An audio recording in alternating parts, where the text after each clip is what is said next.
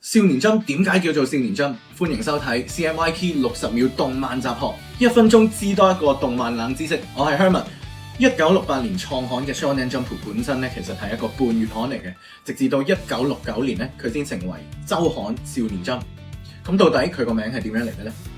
創刊編輯郭南宮喺一本佢嘅自述書入面咧，佢就話佢就係呢個少年 Jump 嘅創名人。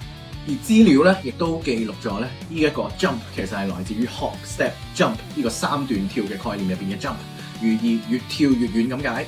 而 Jump 呢本雜誌咧，其實亦都創刊於一個群雄並立嘅年代啊，包括有少年 Magazine 啦、少年新地啦，所以呢個名咧係代表佢要跳過呢啲前輩咁解啊。再補充一個小知識，其實 Jump logo 上面有一個海盜標誌啦，呢個標誌叫做 Journey。咁呢個 logo 咧，正正係呼應住佢哋嘅口號：友情、努力、勝利呢一個 formula。所以 One Piece 呢套海盜漫畫成為咗 Jump 嘅中流砥柱，係最適合不過。